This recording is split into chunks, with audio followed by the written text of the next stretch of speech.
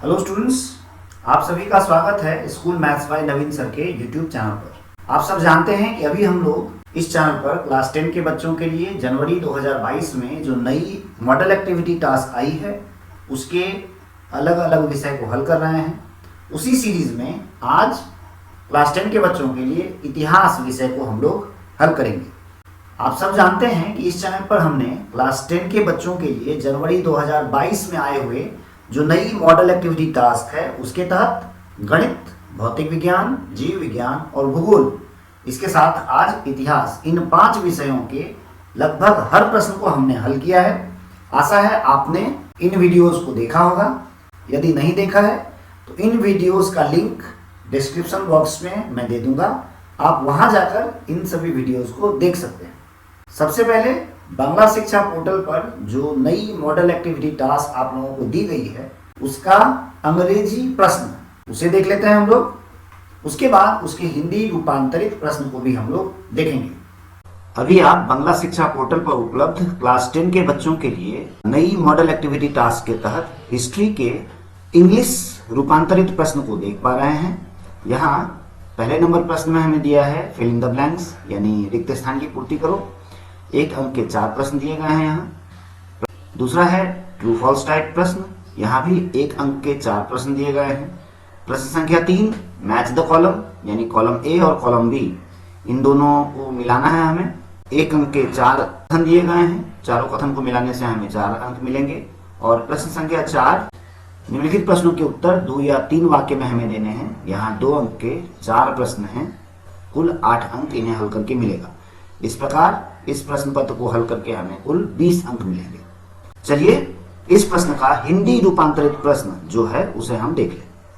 अभी आपके सामने क्लास 10 के बच्चों के लिए इतिहास विषय में जो प्रश्न पत्र हैं उसी का हिंदी रूपांतरित प्रश्न आपके चैनल पर उपलब्ध है। आप चाहें तो इन प्रश्न को कॉपी में ठीक ढंग से नोट कर लें या इसका प्रिंट आउट करके रख लें। प्रश्न संख्या 1 रिक्त स्थान की पूर्ति करनी है। यहाँ हमें 4 कथन दिए गए हैं और इनमें रिक्त स्थान को हमें भरना है। 2 नंबर प्रश्न में हमें ट्रू फॉल्स लिखना है। प्रश्न संख्या 3 हमें इन दोनों स्तंभों को मिलान करना है। और प्रश्न संख्या 4 इसमें हम लोगों को 4 प्रश्न दिए गए हैं और हर एक के लिए 2 अंक निर्धारित किया गया है। इस प्रकार हमें इन चारों प्रश्नों को हल करके कुल 8 अंक हमें मिलेंगे। तो चलिए चलते हैं प्रश्न के उत्तर की तरफ। प्रश्न संख्या 1 रिक्त स्थानों की पूर्ति करो, जिसमें पहला ए हमें दिया गया है। सोम प्रकाश एक पत्रिका थी। तो सोम प्रकाश किस प्रकार की पत्रिका थी? तो सोम प्रकाश एक साप्ताहिक पत्रिका थी। 1 का बी, एक साप्ताहिक पत्रिका बंगाल गजट द्वारा प्रकाशित की गई थी। यानी बंगाल गजट के प्रकाशक कौन थे? तो बंगाल गजट के प्रकाशक थे जेम्स अगस्टस हिकी। 1 का सी, मोहन बागान क्लब ने IFA शील्ड किस ईस्वी में जीता? उत्तर है मोहन बागान क्लब ने IFA शील्ड 1911 ईस्वी में जीता। 1 का डी, जीवनेर झड़ापाता एक है। तो सबसे पहले हम जान लेते हैं ये जीवनेर झड़ापाता इसके बारे में। तो विख्यात स्वतंत्रता सेनानी एवं कविगुरु रविन्द्रनाथ टैगोर की भांजी सरला देवी चौधरानी की आत्मजीवनी है जीवनेर झड़ापाता। यह उस युग की रचना है जिसे बंगाल और भारत का नवजागरण युग कहा जाता है। तो 1 का डी का आंसर है आत्मजीवनी। ये थे प्रश्न 1 के चारों प्रश्न। चलते हैं प्रश्न संख्या 2 की तरफ। प्रश्न संख्या 2 हमें सही या गलत लिखना है, यानी जो सही है उसमें टी और जो गलत है उसमें एफ लिखना है। 2 के ए में हमें प्रश्न दिया गया है कि भारतीय औपनिवेशिक वन अधिनियम मुख्य रूप से सांस्कृतिक इतिहास लेखन का एक हिस्सा था। क्या यह कथन सही है? नहीं, यह कथन गलत है। 1 का बी, सरकारी विवरण महत्वपूर्ण ऐतिहासिक जानकारी प्रदान करती है। क्या यह कथन सही है? हाँ, यह कथन सही है। 1 का सी, सरकारी अधिकारियों की रिपोर्ट सरकारी अभिलेखागार में सुरक्षित रहती है। यह कथन भी बिल्कुल ही सही है। क्वेश्चन नंबर 2 का डी, सामाजिक इतिहास विभिन्न वर्गों के बीच सामाजिक संरचना और अंतर संबंधों पर जोर देता है। यह कथन भी बिल्कुल ही सही। यानी प्रश्न संख्या 2 में जो हमें 4 कथन दिए गए हैं उसमें पहला कथन गलत है, बाद बाकी तीनों ही कथन एकदम ही सही है। प्रश्न संख्या 1 और 2 इसे हमने हल कर लिया। अब चलते हैं प्रश्न संख्या 3 की तरफ। प्रश्न संख्या 3 हमें कह रहा है स्तंभ ए और स्तंभ बी को मिलाएं। स्तंभ ए में हमें 4 नाम दिए गए हैं और स्तंभ बी में भी 4 नाम दिए गए हैं। तो इसका उत्तर देखने से पहले आपको एक बार फिर सूचना दे दें, इस चैनल पर अभी तक हमने क्लास 10 के बच्चों के लिए जो 5 विषय दिए गए हैं उन 5 विषयों के मॉडल एक्टिविटी टास्क को हल किया है। यह 2022 जनवरी महीने में दिया गया एक्टिविटी टास्क है। इन सभी वीडियोस का लिंक आपको डिस्क्रिप्शन बॉक्स में मिल जाएगा। इस वीडियो को देखने के बाद आप अन्य वीडियोस को उनके लिंक को क्लिक कर देख सकते हैं। चलिए चलते हैं प्रश्न के उत्तर की तरफ। स्तंभ ए में जो 4 नाम हमें दिए गए हैं हमने उसे सबसे पहले नंबरिंग कर दिया ABCD। अब यहाँ स्तंभ बी में जो हमें 4 नाम दिए गए हैं जैसे रविंद्रनाथ टैगोर इन चारों नामों में से किसके लेखक हैं? तो उत्तर देख लें।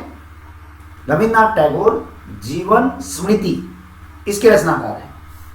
विपिन चंद्र पाल ने 70 बछर यानी 70 वर्ष की रचना की है। बंकिम चंद्र चट्टोपाध्याय ने बंग दर्शन की रचना की। और सबसे अंतिम जो है द्वारकानाथ विद्याभूषण सोम प्रकाश के संपादक थे।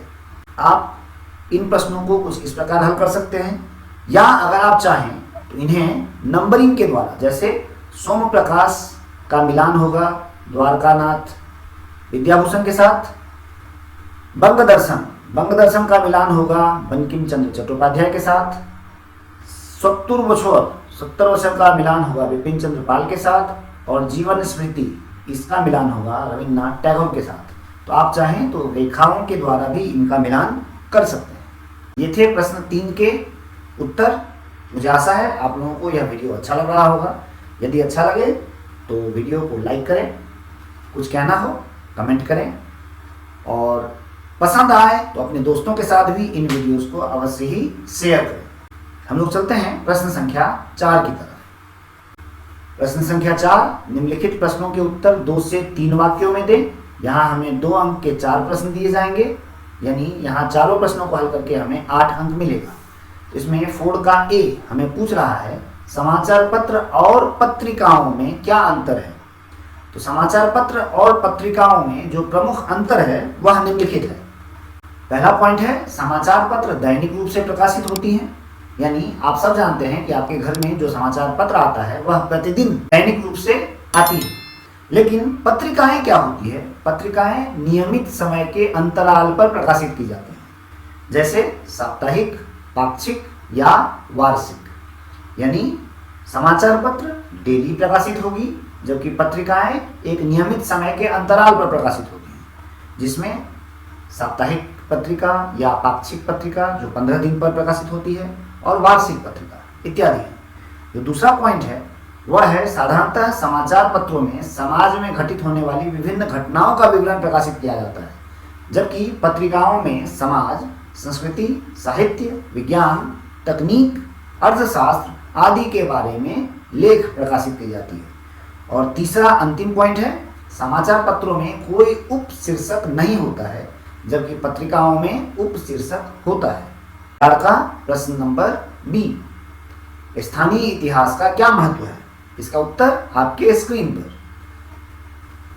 स्थानीय इतिहास का महत्व, स्थानीय इतिहास को आमतौर पर किसी विशेष क्षेत्र के लोगों के इतिहास के रूप में परिभाषित किया जाता है। क्षेत्र की सामाजिक और सांस्कृतिक विरासत को उजागर करने की प्रवृत्ति स्थानीय इतिहास में विशेष रूप से ध्यान देने योग्य है। स्थानीय ऐतिहासिक स्मारक और बोलचाल का इतिहास इस प्रकार के इतिहास के मुख्य घटकों में से एक है। मनोरंजन चंद्र द्वारा लिखित विष्णुपुर का इतिहास, सतीश चंद्र मित्र द्वारा लिखित जयसोर खुलना का इतिहास, इसके अलावा भवानी चंद्र बंदोपाध्याय द्वारा लिखित कोच विहार का इतिहास आदि स्थानीय इतिहास के बारे में विभिन्न जानकारी प्रदान करते हैं। तो यह थे क्वेश्चन नंबर 4 के अंतर्गत ए और बी इन दोनों का उत्तर। चलते हैं प्रश्न संख्या 4C की तरफ। 4 का सी नंबर प्रश्न, इंदिरा को पत्र लिखने के पीछे नेहरू का क्या उद्देश्य था? इसका उत्तर आपके स्क्रीन पर है। आजादी की लड़ाई के सिलसिले में अपनी पुत्री से दूर रहने के कारण नेहरू जी ने पत्रों के माध्यम से इंदिरा को विश्व की विभिन्न सभ्यताओं की उत्पत्ति, उनके विकास एवं पतन की घटनाओं को कहानी के माध्यम से बताने का प्रयास किया है। इन पत्रों के द्वारा नेहरू जी ने इंदिरा को प्राकृतिक इतिहास और विभिन्न सभ्यताओं की कहानी को बताया है। इन पत्रों में अतीत के भारत के साथ वर्तमान के भारत की तुलना प्रस्तुत की गई है। उन्होंने वर्तमान भारत की दशा और दिशा का भी वर्णन किया तथा बताया कि अंग्रेज भारत की इस अवस्था के लिए कितने हद तक जिम्मेदार हैं। उन्होंने भारतीय भाषा, धर्म एवं संस्कृति के महत्व से भी अपनी पुत्री को अवगत कराया। 4 का डी कह रहा है, आधुनिक भारतीय इतिहास के स्रोत के रूप में फोटोग्राफी का प्रयोग किस प्रकार किया गया? इसका उत्तर, फोटोग्राफी की मदद से विदेशी यात्रियों जैसे फेलिक्स बीटो ने 1857 ईस्वी के विद्रोह के समय विभिन्न युद्ध दृश्य को अपने कैमरे में उतारा। इसके अलावा डेविड सेफर्ड ने भी भारत में रहकर विभिन्न घटनाओं के दृश्यों की फोटोग्राफी की। भारत के भव्य इमारतों के अलावा क्रांतिकारियों के ऊपर पुलिस की यातनाओं के चित्र, उनके मृत शरीर के चित्रों ने भारतीयों को अंग्रेजों के खिलाफ उकसा दिया। इस प्रकार से फोटोग्राफी ने भारतीयों में राष्ट्रीयता की भावना को जगाने में मदद की। फोटोग्राफी ने आधुनिक इतिहास लेखन की दिशा में एक महत्वपूर्ण भूमिका अदा की। राष्ट्रवादी आंदोलनों का इतिहास, स्थापत्य कला का इतिहास, पुरातात्विक इतिहास के लेखन में भी फोटोग्राफी ने अहम भूमिका निभाई है। यह था प्रश्न 4 का डी का उत्तर। मुझे आशा है आपने इन सभी प्रश्नों के उत्तर को अपने कॉपी में नोट कर लिया होगा। एक बार फिर कह रहा हूं, इस चैनल को आपने अभी तक अगर सब्सक्राइब नहीं किया है तो चैनल को अवश्य ही सब्सक्राइब करें।